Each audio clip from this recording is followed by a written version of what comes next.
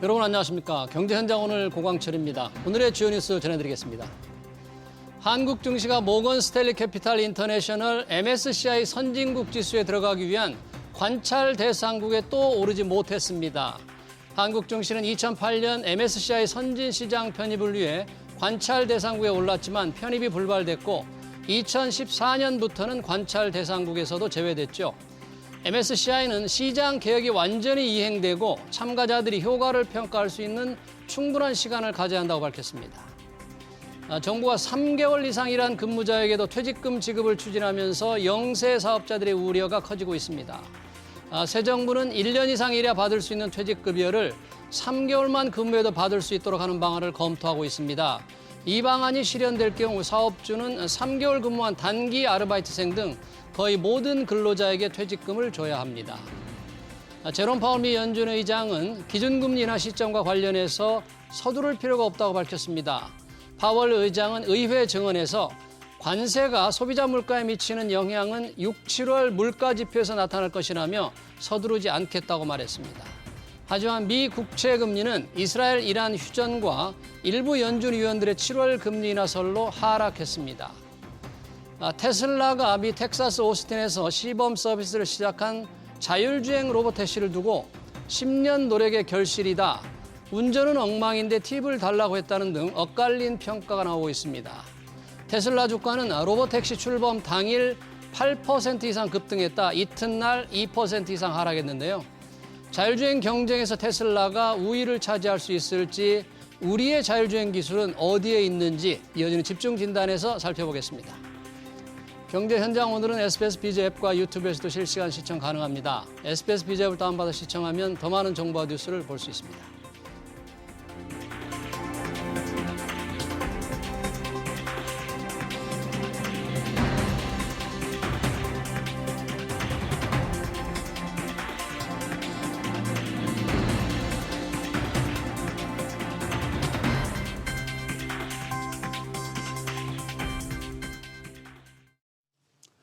네, 테슬라의 자율주행 로봇 택시가 드디어 시범 운행을 시작했죠. 몇 차례 연기됐던 터라 시장에 비상한 관심을 모았는데요. 로봇 택시가 테슬라 주가를 밀어올리는 원동력이 될지, 글로벌 자율주행차 경쟁은 어떻게 벌어지고 있는지 두 분과 얘기해 보겠습니다. 최영석 한라대 미래모빌리티공학과 개건교수, 안동호 US 스탁 이사 나오셨습니다. 어서 오세요. 네, 반갑습니다. 네, 안녕하세요. 자, 이 테슬라 지난 22일이었죠. 텍사스 오스틴에서 로봇 택시 운행을 시작했습니다. 10대로 시작했다는데 상당히 오래 기다렸습니다. 이 평가가 어땠는지 좀 엇갈리는 것처럼 보도가 되고 있어요. 최영석 교수님 어떻게 보셨어요? 그 평가에 대해서? 일단 시작했다는 데 대해서는 사람들이 많이 열광을 했고요. 그다음에 열광하고 싶어 했었고. 열광하고 왜냐면은 싶다. 이제 네. 주가가 올라가기를 기다리시는 분들이 되게 많았다고 저희는 보고 있기 때문에 그래서 그런 면에서는 이제 조금 긍정적인 이제 보여줌이 있었는데 사실은 10대 가지고 이게 얼마나 효과가 날 수 있느냐. 그리고 그걸 타신 분들 자체가 이제 일반 대중이 아니고 이제 테슬라에 관계된 분들, 예를 들어서 뭐 좀 인플루언서라든지 약간 이제 제한된, 그리고 그분들의 시각에서 봤을 때는 이게 좀 극단적으로 나올 수가 있거든요. 무조건 좋다. 예. 내지는 사실은 뭐 큰 이슈는 아닌 것도 되게 큰 이슈처럼 보일 수도 있고. 해서 이제 그 평가 자체를 지금에 나와 있는 내용만 가지고 어떻다라고 말하기에는 아직은 좀 많이 이제 이르다라고 생각을 하고 있고요. 이제 기본적으로 지금 경쟁이 되고 있는 뭐 웨이모라든지 여러 가지 구글의 웨이모 있었기 때문에 이제 그걸 보던 뷰와 그다음에 이번에 이제 오스틴에서 이제 시범 서비스 한 거가 이제 눈높이 차이가 날 수밖에 없죠. 특히 웨이모 같은 경우에 라이다라든지 비싼 장치들 붙여서 지도도 전부 다 가지고 있고 처음부터 다 계산된 구역 내에서 움직이는 거 하고, 사실 테슬라는 접근 방식 자체가 가격을 싸게, 네, 그렇게 가격을 해서, 싸게. 네, 지금 있는 차에서 그냥 카메라만 가지고 예. 소프트웨어만 살짝 이제 변경해서 그리고 이걸 가지고 모르는 길도 찾아가자는 컨셉으로 만들었거든요. 구글의 웨이모하고는 접근 방법이 접근 방법이 달라요. 완전히 다릅니다. 그래서 이걸 뭐 운전사로 비유를 하자면은 면허증은 당연히 있어야 되고요. 예. 운전 경력이 있어서 예를 들어서 우리나라로 말하면 뭐 고속버스나 시내버스 운전하시려면 상당한 경력이 있고 이게 자격 시험이 있어야지 통과를 하거든요. 네. 면허증과는 다른 이야기예요. 이제 그렇게 돼 있는 것도 봤고, 근데 지금 테슬라 같은 경우에는 사실은 갓 면허증 따고 들어와서 연수하는 차다. 라고 보시는 게 맞거든요. 차선을 이렇게 중앙선을 침범했다. 네. 정차를 했는데 달리다가 그냥 정찰 안전한 곳으로 이동한다고 말을 해놓고 그 자리에서 뭐 정차했다. 네. 과속을 했다. 굉장히 좀 아찔한 상황이 많이 연출됐다는데요. 그 아찔한 상황이 이제 위험하다라고 갈 수 있는지 초보 운전이니까 이라고 할 수 있는지는 보기에 따라서 관점이 다를 수가 있다. 그럼 이걸 이제 또 좀 다르게 말씀드리면 그럼 초보 운전자가 택시 운전하면 되느냐 하면 그건 또 다른 이야기가 되는 거죠. 이번에는 무인이 아니었죠. 한 명이 타고 있었죠. 사실은 무인에 기반을 해서 가는 게 전제인데 네. 아직까지 초보 운전자니까 옆에 이제 연수하시는 분이 앉아서 브레이크를 대신 밟아줬다. 이제 그렇게 하실 분이 이제 그 감독관으로 앉아 있었다라고 보시는 게 맞죠. 우리 최 교수는 종합적으로 몇 점 정도 줄 수 있을까요? 저는 딱 50점. 50점? 네. 반만? 네, 반만. 왜냐하면은 뭐 시범이든 뭐든 일단 도로에 나왔다는 거. 나왔다. 예, 연수차든 뭐든 일단 나왔기 때문에 나온 것까지는 대단한 이거는 기술력이라기보다는 정치력이다. 정치력이다. 네. 야, 50점 나왔다. 이것만 가지고 고객으로서 승객으로서 타고 싶지는 않겠습니다. 일단 이 정도만 가지라면. 만약 이걸 타라고. 저도 예를 들어서 말씀드렸습니다만 연수하는 이제 막 초보 운전자에 운전 보조하시는 브레이크 밟으시는 분이 계시는데 뒤에 택시로 타라. 택시 탄다? 이건 좀 고민해봐야죠. 싼다는 게 얼마나 싼 거예요, 이거는? 아무리 싸도 공짜라도 아니겠죠. 위험한 차는 안 타지 않겠습니까? 이건 생각의 나름이기 때문에 누가 맞다 아니다의 의미보다는 이걸 이제 어떻게 받아들일 거냐 하는 문제하고 이제 제일 큰 부분은 지금까지 사실은 런칭하는 데는 굉장한 이슈들이 있고 지금도 기술적인 문제라든지 법규적인 문제가 있는 와중에도 밀어붙여서 시작했다. 시작했다에 방점을 두셨는데 여튼 시작했다니까 일론 머스크 CEO가 그랬더라고요. 10년 노력의 결실이다. 그래서 당일날 미 현지 시간으로 22일 당일날 하니 테슬라 주가가 8% 이상 올랐어요.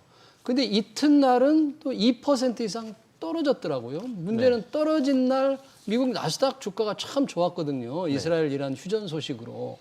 남들 다 올라가는데 그렇게 급등했다고 왜 떨어졌죠? 테슬라 주가는 어떻게 봐야 돼 이거요? 그러니까 일단 시작을 했을 때 초기 반응 그저께 반응 초반에는 시작한다는 거에 대한 그 주식의 반응이 그렇게까지 세지 않았어요. 1%, 2%대 왔다 갔다 하다가 반응이 이제 그래도 이 만족한다는 그 반응들이 나오면서 주가가 이제 급등을 했고 그 다음 날은 또 이제 그 교통안전국에서 뭔가 사소한 뭐 문제들에 대해서 이제 조사를 한다고 하니까 사고 정도 이런 걸 보고 조사를 하는 거예요? 그러니까 사고 정도는 아니고 조금의 앞서 말한 차선 침범이라든가 뭐 과속 문제, 과속도 있었거든요. 그러니까 그런 문제들이 SNS에 올라오니까 이걸 보고 좀 조사 요청을 했거든요. 그러니까 그런 거를 보고 조금 주가는 일시 조금 조정을 받은 것 같고요.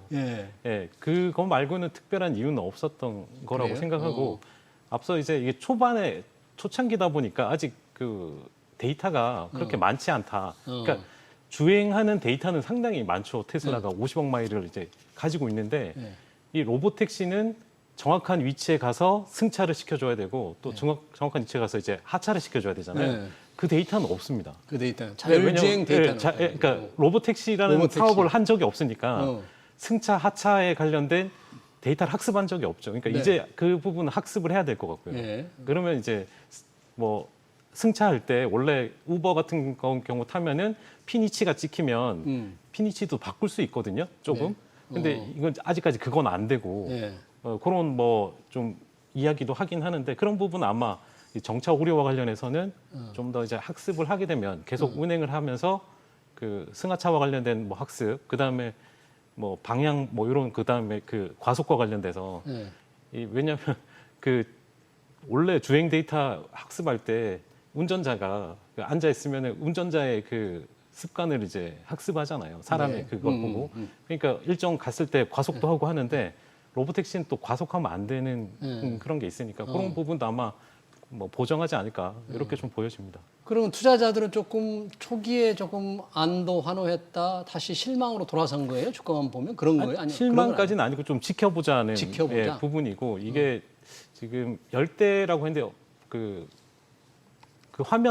화면에 그 주행 그 중간에 있는 그 본부에 있는 화면에 한 25대 운행을 했더라고요. 25대? 그게 확대가 이제 얼마나 되느냐에 따라서 아마 주가의 반응이 좀 더 나오지 않을까. 이제 아마 뭐 갈수록 뭐 100대, 1000대 이런 식으로 이제 늘어나갈 것 같긴 한데 예. 네, 그 속도에 따라서 아마 주가가 반응할 것 같습니다. 네, 왜냐하면 테슬라는 좀 전기차 판매가 좀 부진하니까 그래도 자율주행에 뭔가 성장 동력이 될 거다. 그래서 주가가 좀 굉장히 탄력을 받지 않을까 했는데 지금 현재로서만 보면은 향후 주가를 좀 전망하기가 쉽지는 않은데요. 이미 자율주행을 시작한 게 구글의 웨이모입니다. 미국에서. 그렇죠? 웨이모는 지금 주행거리라든지 데이터가 굉장히 많이 쌓였을 텐데 네. 경쟁력, 기술 경쟁력 비교를 다시 한번 좀 해본다면 어떨까요? 이 기술 부분에 대한 경쟁력은 뭐 흔히 이제 엔지니어링 관점에서 말씀을 드리면은 센서류라든지 이런 설치가 필요한 모든 것들을 다 집어넣고 예. 초정밀 지도까지 전부 다 구비가 돼 있고 예. 여기에 관련된 테스트가 끝난 상황에서 운행을 하고 있는 게 웨이모입니다. 웨이모. 그러다 보니까 이제 돈이 되게 많이 들어갑니다. 돈이 많이 들어요. 예를 들어서 설명을 드리면 예. 시내버스인데 좌석마다 에어백이 다 달려 있고 뭐 이런 컨셉이라고 말씀을 드릴 수 예. 있습니다. 필요할지 안 할지 모르는 모든 걸 다 집어넣어서 안전하게 가져가자 하고 모든 거를 데이터화 시키자 하고 접근한 게 웨이모의 관점이고요. 예.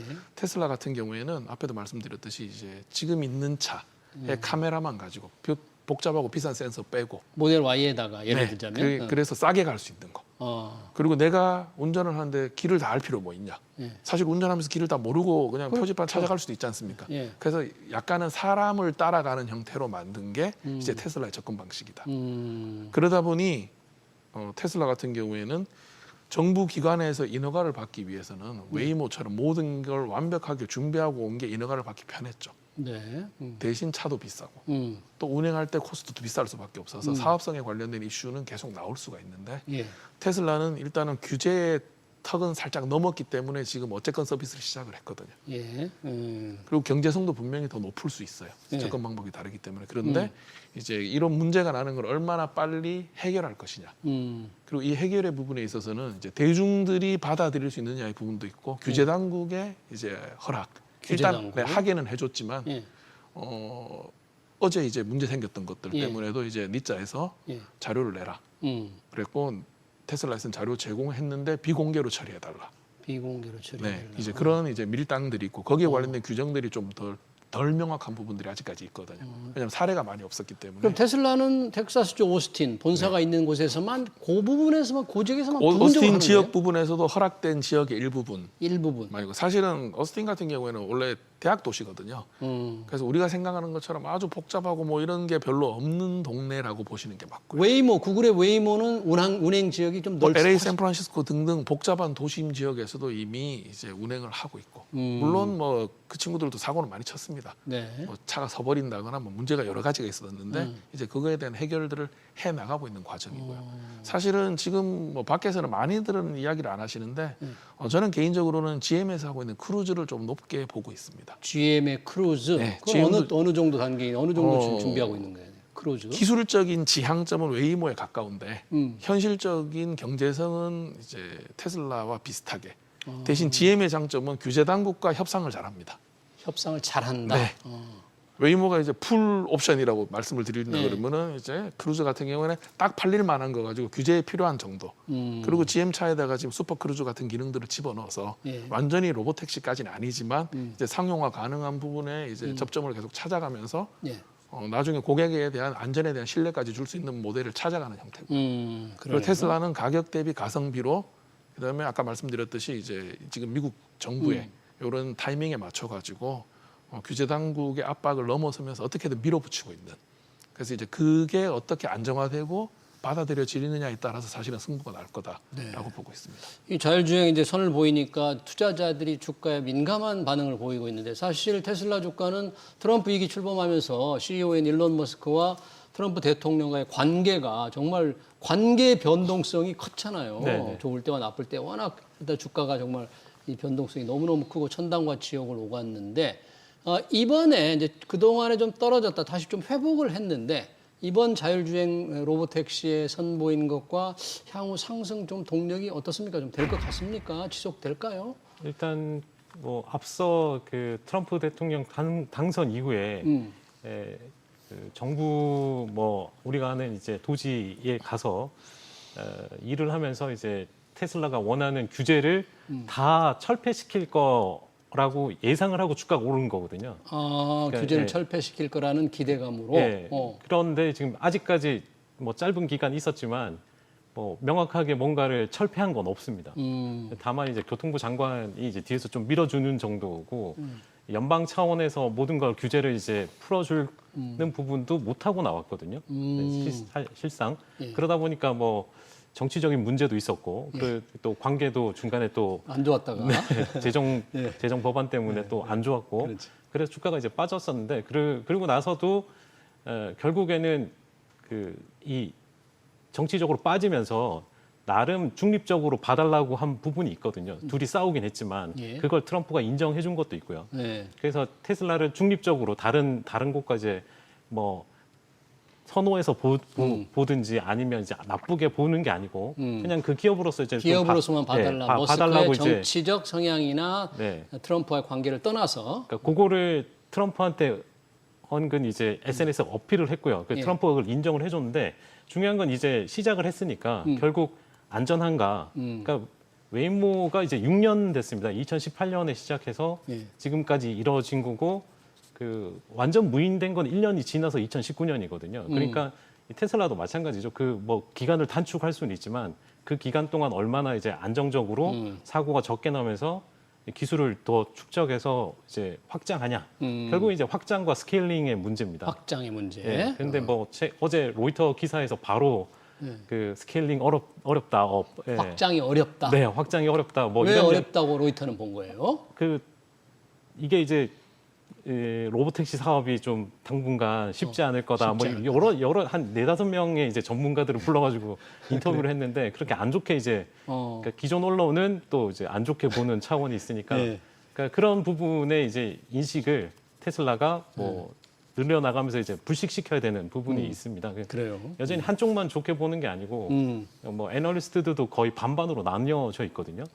네, 그래서 이거는 뭐 테슬라가 해결해 나가야 할 방향인데 아까 말했던 확장을 얼마나 빨리 하느냐에 따라서 아마 주가 반응이 달라질 것 같습니다. 네, 로이터 보도로만 보면 로이터는 그렇게 분석을 했다는데 테슬라가 이제 확장할 수 있는 게 이 연방 정부나 주정부의 이 자율주행차에 대한 규제 대책이 굉장히 중요할 텐데 지역별로 이게 좀 주정부마다 많이 다릅니까? 연방 정부 입장은 정확하게 뭡니까? 뭐 이 일론 머스크를 위해서 뭔가 이 자율주행 규제를 좀 확실히 완화하거나 이런 게 좀 있어요? 이걸 이제 좀 직관적으로 설명을 드리면요. 연방 정부 쪽에서는 관리하는 게 이제 미 교통국 같은 경우에는 주로 차량의 결함이나 기술적인 사항들입니다. 쉽게 말해서 브레이크가 작동 안 했다, 뭐 엔진이 작동 안 했다, 어떤 장치가 작동 안 했다 하는 그런 기준을 자율주행 쪽에 지금 맞추고 있습니다. 그리고 주정부는 사실은 면허증입니다. 면허증? 네. 무슨 뜻인가요, 그거는? 우리가 운전하려면 면허증이 있어야 되지 않습니까? 그래서 이 로보택시나 자율주행은 자동차가 운전도 같이 하는 거거든요. 자동차가 운전수 역할을 하니까. 그렇죠. 그게 이제 섞여 있는 건데 이걸 사실은 좀 분리를 시켜야 됩니다. 차의 기능적인 면과 운전의 면을 분리를 시키는 게 지금 시작이 되고 있고요. 이게 사실 초창기였다 보니까 분리가 잘 안 됐거든요. 어디까지가 진짜고 아니냐. 예를 들어서 말씀드리면 이런 거예요. 센서가 정확히 작동해서 제동을 지금 하면 10m를 가서 서야 됩니다. 이건 정상이죠. 근데 비 오는 날은 12m가 예를 들어서 나옵니다. 그럼 살짝 젖은 날은 11m가 나오겠죠. 그럼 이게 브레이크가 제대로 작동을 안 한 건지 인지를 못한 건지 더 밀린 건지 알 수가 없어요. 그러니까 이 애매모함의 영역들이 있었는데 이거를 어쨌건 계속 실증을 하면서 차의 기술적인 영역에 해당되는 부분과 운행에 해당되는 부분으로 지금 이제 분리가 되는 체제가 가고 있고요. 그러다 보니 연방 정부에서는 이제 기술적인 면에서 규격화시킬 수 있는 것들까지만 규격화시키고, 그다음에 운영에 관련된 운행 부분은 주별로. 사실 지금 미국 같은 경우에는 사람이 운전하는 운전의 경우에도 주별로 면허증 제도가 조금씩 다릅니다. 다르죠. 면허를 딸 수 있는 나이도 틀리고 왜냐하면은 뭐 저기 시골에 하루 종일 차가 한 대도 없는 데가 있고 아닌 데가 있고 하기 때문에 이제 그런 것들이 조금씩 적용되어 가는 시점이라고 보면 되는데 어쨌건 정치적으로 이게 위험하다. 내지는 웨이모처럼 완벽하게 안전을 규정하지 않으면은 못 한다는 이제 시각이 많았었는데 일단 이건 해결을 했어요. 그리고 스케일업의 이슈는 있습니다만 저는 로이터 통신하고 조금 다르게 생각을 하는 게 싼 거 이길 방법은 없습니다. 지금 결국은 테슬라가 지향하는 게 싸게 빨리 많이거든요. 그러니까 초보 운전자를 아주 싸게 한 10,000명을 풀 것이냐, 아니면 정말 운전 20년 경력되는 안전한 분을 한 100명 만들 것이냐에 대한 게임이고, 이제 이게 크게 사고만 치지 않는다 그러면은 규제 당국도 시장의 흐름을 따라갈 수밖에 없어요. 예, 그래서 이제 그 중간점이 어디쯤 올 거냐. 예. 이걸 만들어가기 위한 일론 머스크가 이번에 이제 트럼프하고 정치적인 이 역량은 아주 타이밍을 잘 잡았다고 저는 보고 있습니다. 결국 이제 확장의 문제, 확장이 가능할 건가 전문가마다 좀 다른데 우리 로이터에서 전문가들의 의견을 취합한 것은 확장이 쉽지 않을 거라고 봤지만 우리 최영석 교수님은 싼 걸 이길 수 없다 그래서 좀 긍정적으로 봤는데요. 사실 테슬라 주가는 여러 가지 그동안에는 전기차 판매가 부진하다 그래서 주가가 많이 떨어졌잖아요. 그렇게 얘기할 때마다 테슬라는 전기차 회사이기도 하지만 자율주행 기술을 추구하는 거니까 이게 성장 동력이다 그랬는데 실제 전기차 판매가 굉장히 안 좋죠. 유럽 같은 데서 어떻습니까? 네, 뭐 글로벌 전기차 판매량이 2025년에 2천만 대를 초과할 걸로 예상하는데요. 그런데 지금 테슬라는 유럽에서 오히려 좀 줄고 있는 상황이고, 그러니까 전체 글로벌 전기차 판매량은 느는데 테슬라는 좀 줄어든다. 뭐 이렇게 보시면 될 것 같습니다. 근데 중요한 건 중간에 이제 뭐 모델 Y 변경과 관련된 부분, 여러 가지 이제 그 생산 방식도 조금 변경을 할 것 같거든요. 생산 방식. 그러니까 저가형 모델이 나올 때 이제 그 공장에서 언박스 방식으로 이제 그 생산 방식을 좀 바꿉니다. 테슬라가 이제 언박스라는 건 뭐죠? 원래 자동차는 그 뭐 현대차 기준으로 보면 이제 컨베이어 벨트처럼 쭉 지나가면서 네. 그 하나의 통 만들고 안에 사람이 들어가서 일일이 다 하지 않습니까? 근데 이걸 모듈 형태로 해가지고 그러니까 곤충처럼 머리, 가슴, 꼬리처럼 이렇게 세 가지로 분리해가지고 그 모듈 형태를 만든 다음에 그걸 붙이는 거거든요. 네. 네, 그렇게 해서 이제 뭐 나중에 궁극에는 뭐 옵티머스가 그 거기 안에 들어가는 선이 있지 않습니까? 선이 엄청 많은데 그 선까지도 이제 옵티머스가 할 수 있을 정도로 이제 가고 싶어 하는 건데 로봇이 일단은 뭐 사이버 트럭도 그렇게 언박스 형태로 가려고 이제 하는 거고 근데 이제 뭐 그렇게 가다 보니까 그런 가는 과정 중에서 자동차가 뭐 전기차를 많이 생산한다고 해서 지금 이 테슬라를 선택하는 건 아니고, 그러니까 캐즘은 어느 정도 지나갈 거로 보고 있는 거거든요. 지나갈 거로 향후 이제 충전 인프라 문제나 뭐 여러 이야기들 그런 게 풀리면 가게 되는데, 뭐 일론 머스크가 생각하는 부분은 앞서 이제 차를 소유해서 운행을 하는 사람이 과연 계속 늘 거냐, 그거보다는 이제 그냥 이용하지 않을 거냐. 예. 뭐 앞서 이제 가격 이야기를 했지만 지금 4.2를 내놨거든요. 4.2달러? 4.2는 그냥 약간 일론 머스크의 좀 생각이 들어간 가격이고요. 자기가 원하는 뭐 420 이야기부터 42 숫자를 되게 이야기 많이 해서 4.2가 나온 것 같은데, 근데 이제 이걸 절반 정도 예상하거든요. 예. 그러니까 2점 몇 달러대를 지금 테슬라가 50% 여기서 50% 정도 적게 가져가면, 그럴 때 이제 앞서 말한 엄청난 또 그 스케일업을 확장을 할 수 있는 부분이고, 또 하나는 자체적으로 차량을 자기가 할 거냐. 그게 이제 헤비 모델이고 라이트 모델은 차주가 차를 빌려주는 거지 않습니까? 네. 그런 식으로 가고 싶어 하는 거죠. 만약 그러니까 경량화 모델로 된다. 그럴 때는 또 스케일업이 그 확장이 더 빨리 될 수도 있는 부분이니까. 네, 그렇게 보시면 될 것 같습니다. 그러니까 자동차 회사라기보다는 플랫폼 회사로 가고 싶어 한다. 그러네요.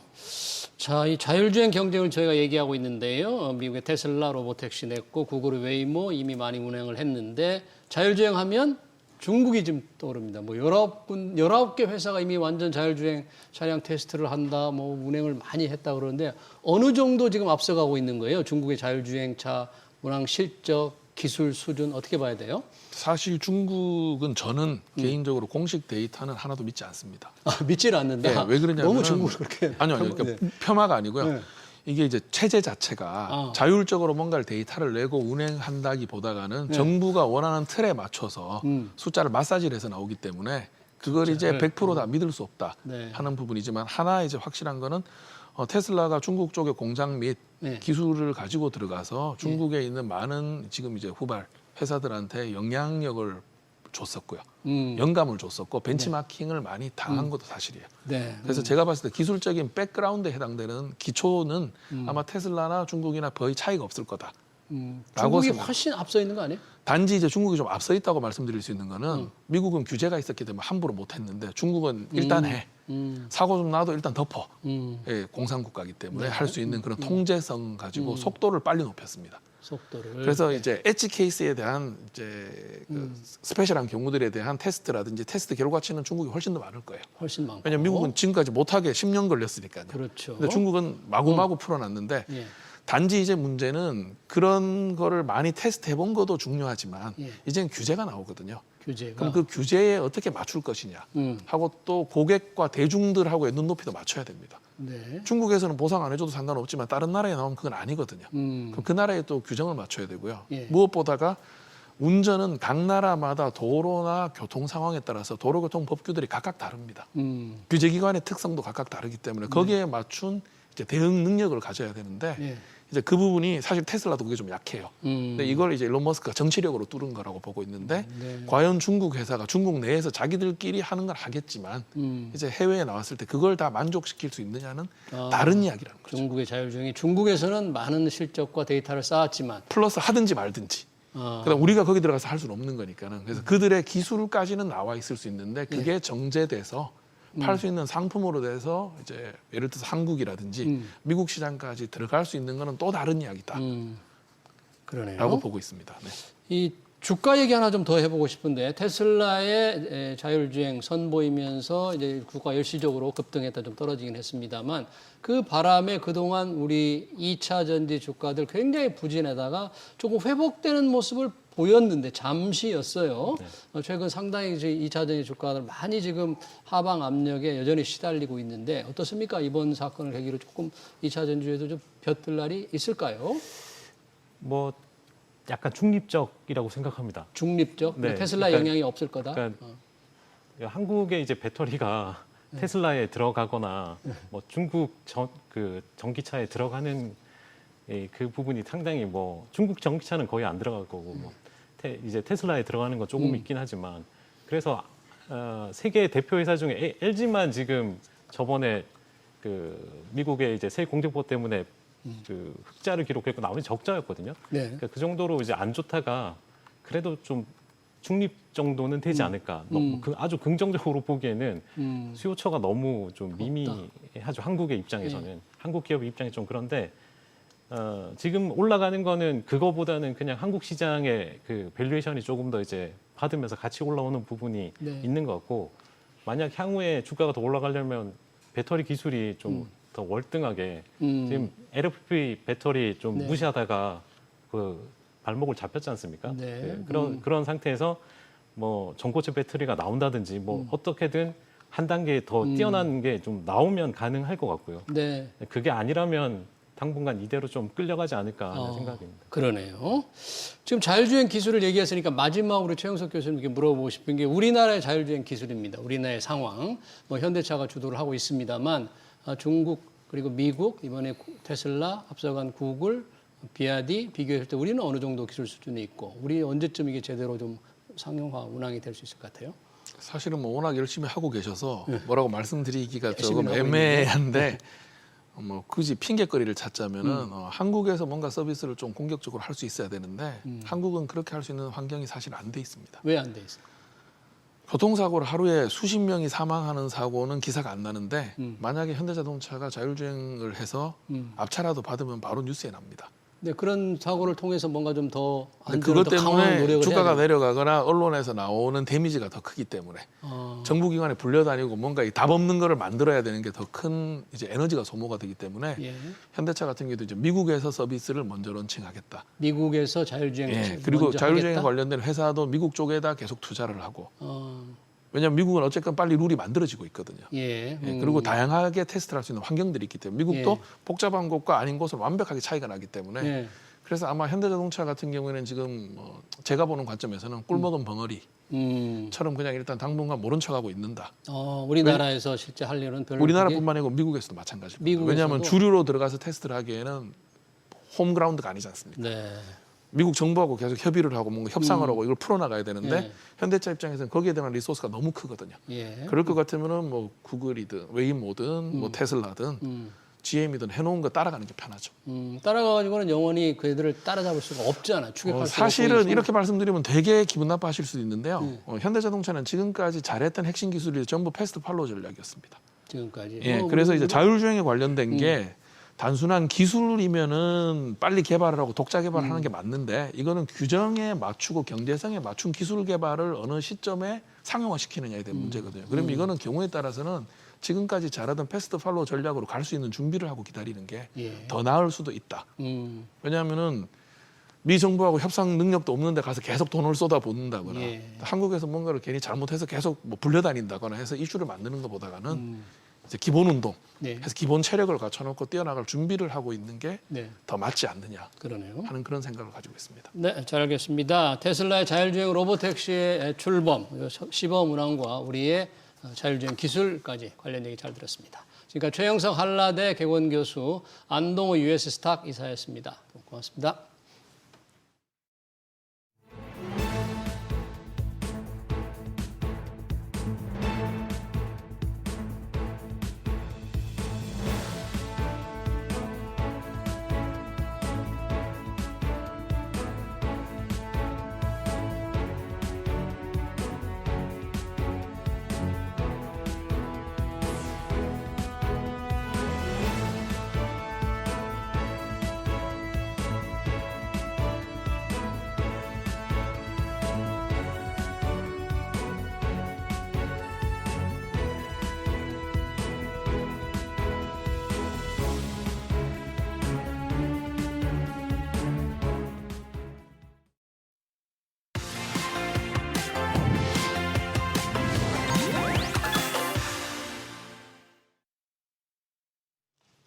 네, 이재명 대통령의 취임 19일 만에 첫 내각 인선을 단행했습니다.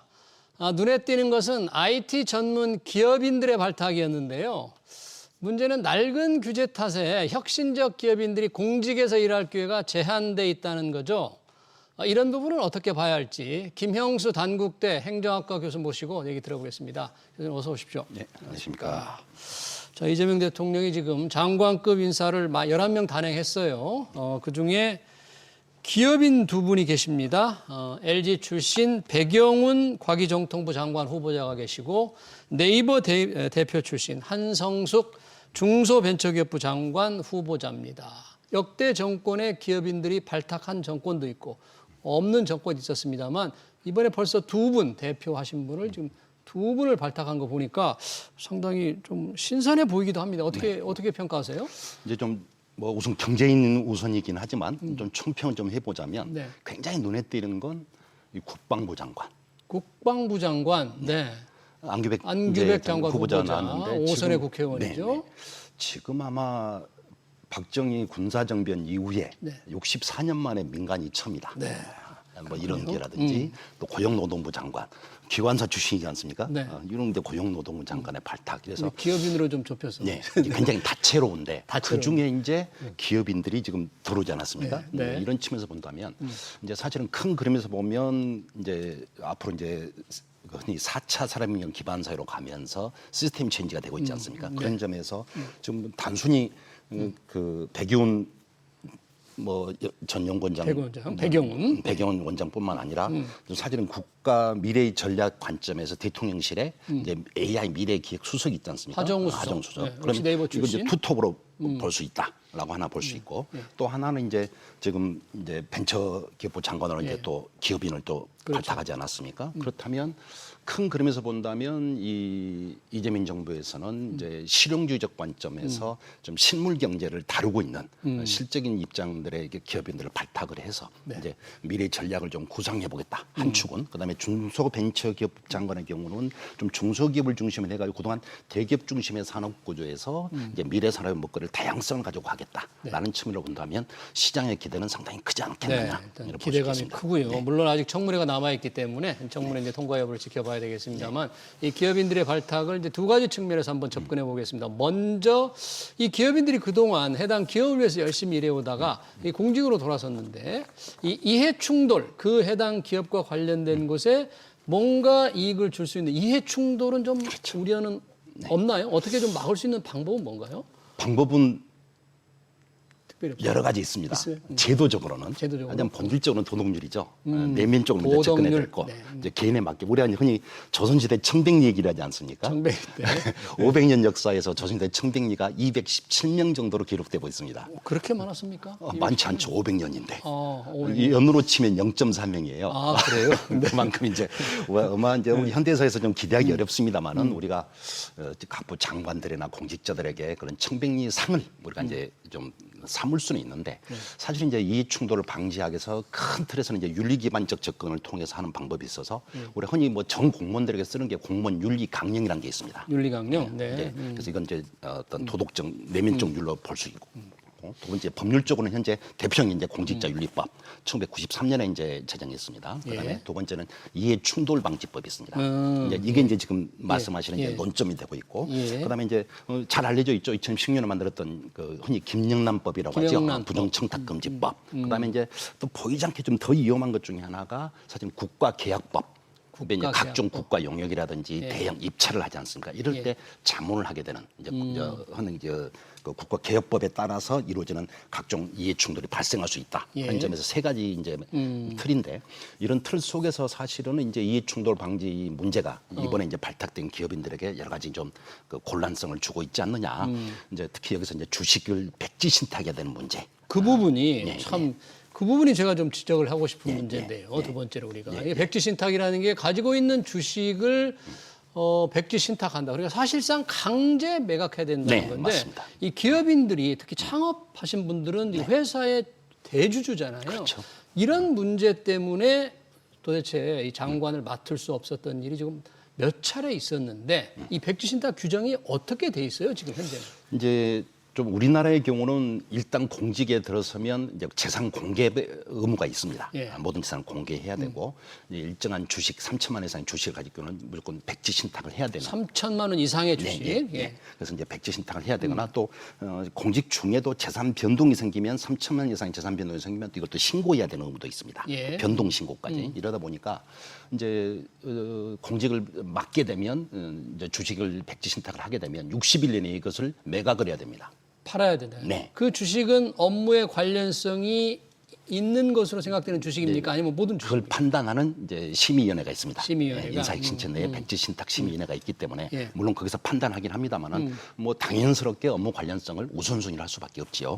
그런데 하지만 간접적으로 이미 우리가 알고 있듯이 아직 장관도 임명되지 않았는데 벌써 시장에서 시그널이 와서 주가가 상승하거나 목표치가 기준점에 올라가는 것처럼 어쨌든 보이지 않는 영향력은 있을 수밖에 없지 않겠느냐라고 했을 때 공직자의 이 충돌과 개인의 재산 문제, 아니면 사유재산권에 대한 보호 문제 이런 것들은 끊임없이 이제 법률적 논란이 돼 왔는데 이제 헌법재판소에서는 이 부분에 대해서는 이제 뭐 긍정적으로 주식의 백지 신탁은 긍정적으로 이제 법리적 문제는 없다.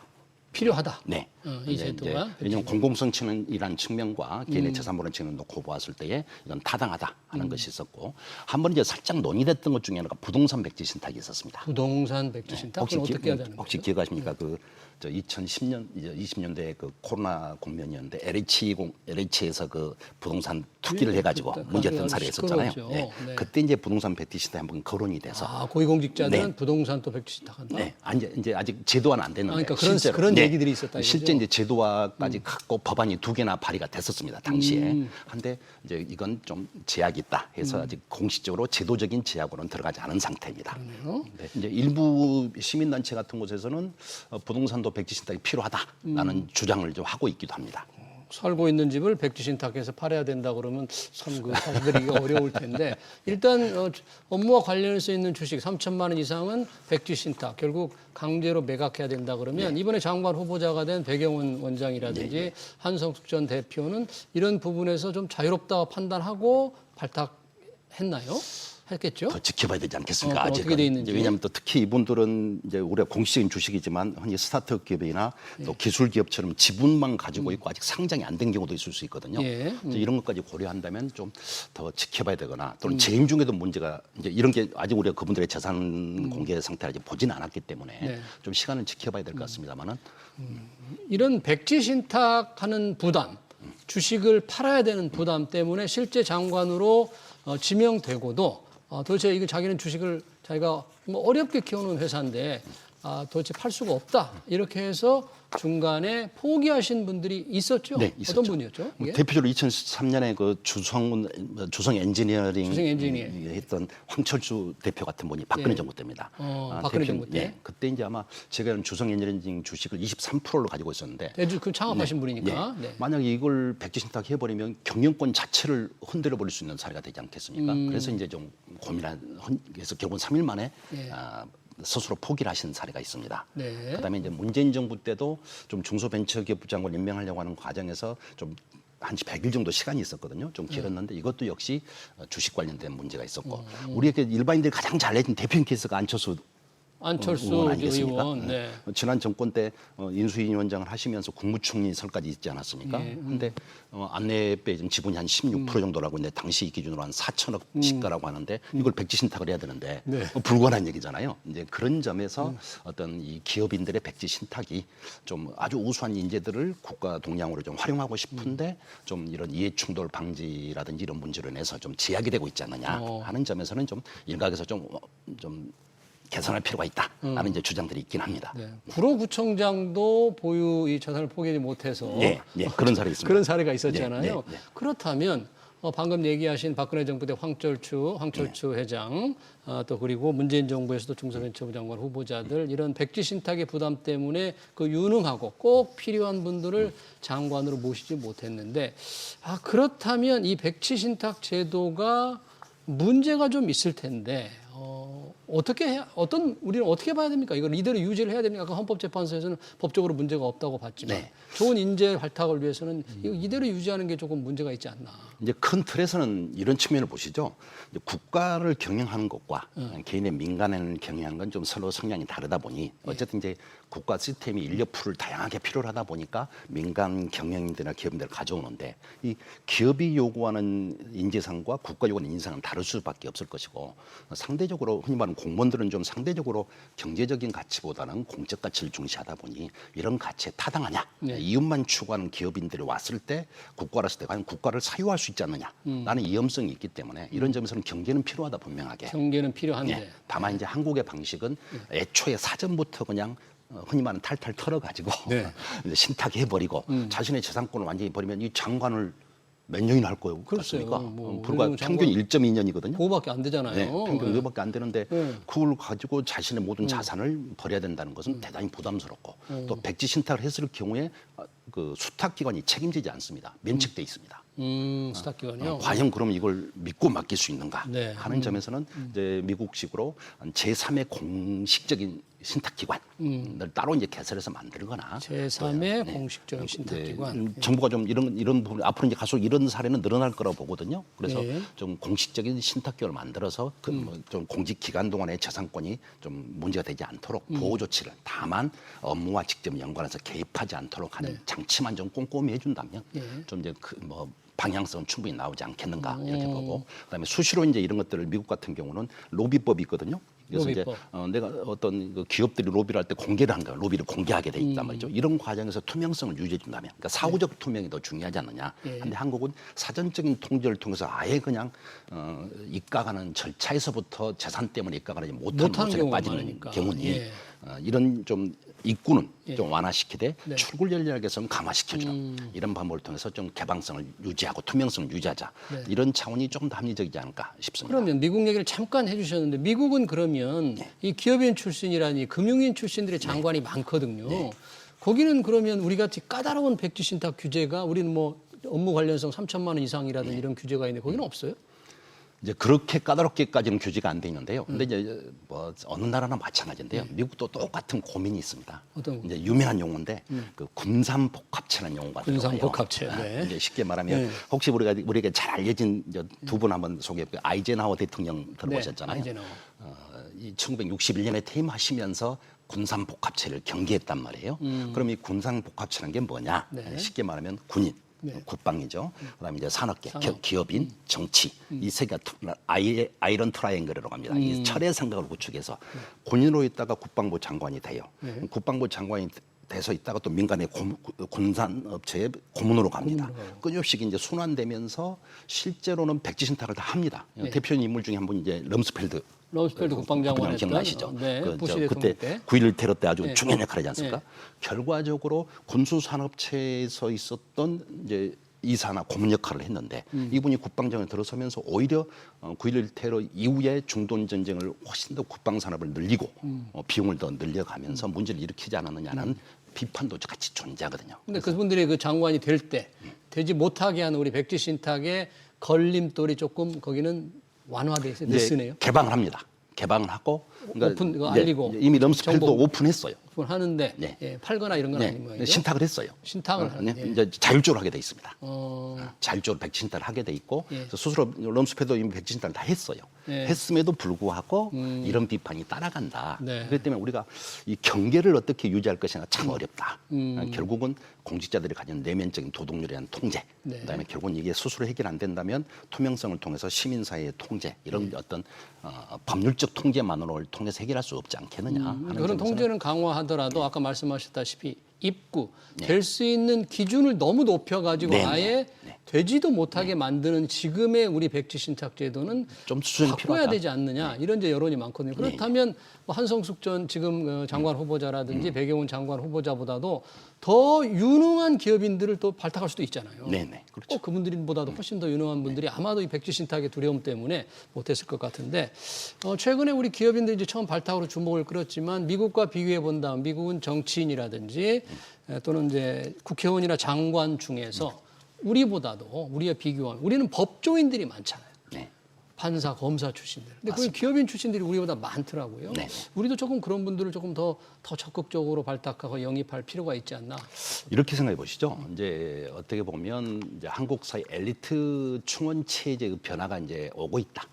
올해 전통적으로 뭐 장관이라든지 국회의원 하면 뭐 교수 출신, 무슨 뭐 특정 대학의 우수한 뭐 임대 출신 교수 이렇게 출신도 이제 많이 갔어요. 한 네. 20% 정도 되고 현재 우리나라 국회의원들이 한 약 20% 정도 계속 늘어나서 지금 현재 20대 국회에서 20% 정도가 법조인이거든요. 법조인들이 많습니다. 그러다 보니까 이 정치는 하지 않고 법률 싸움을 하는 게 모순에 빠지잖아요. 예. 이제 정부도 이제 흔히 말하는 비즈니스 프렌드라는 개념을 가지고 이제 시장 친화적인 형태는 이제 거버넌스를 구축해야 되는데 사실은 앞에 이제 임명된 장관들 몇 명이 살펴보면 좀 현장 전문가를 모셔와서 실제로 현재 목소리를 직접 들어보겠다라는 측면에서 본다면 이제 기업인들의 목소리가 통로가 필요한데 과거에는 우리 흔히 이제 권위주의적 관료 체제에서는 직접 이제 통치자들이 기업인들 총수들을 만나서 이렇게 이제 해결하고 해서 어떤 보이지 않는 이제 그 소통이 있었지만 이제는 공개해야 되는 측면에서는 기업인들을 모셔와서 공식적 채널을 통해서 소통하는 것이 더 바람직하지 않겠냐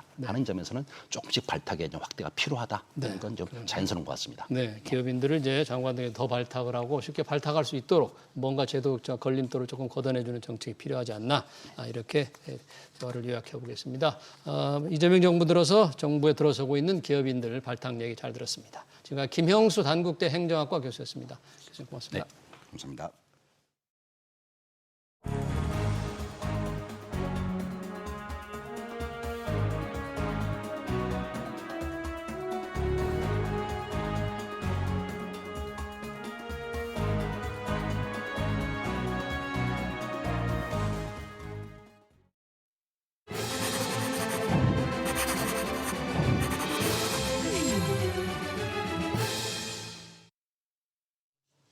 네, 테슬라가 10년간 공들인 자율주행 로봇택시가 첫 발을 뗐습니다. 중앙선 침범, 과속 등 아찔한 순간도 있었는데요. 비틀거리는 출발만으로도 테슬라는 주목을 받았지만 구글의 웨이모는 무인 자율주행 주간 유료 승차 10만 건을 돌파하면서 저만치 앞서가고 있습니다. 중국은 더 빠르죠. 비아디는 로봇택시 운행 600만 건, 주행거리 1억 킬로미터를 기록 중입니다. 우리는 어떨까요? 촘촘한 규제에 막혀 제자리 걸음입니다. 규제 완화와 정부의 적극적인 지원이 절실합니다. SBS 비즈 경제 현장을 여기서 마치겠습니다. 시청해주신 여러분 고맙습니다.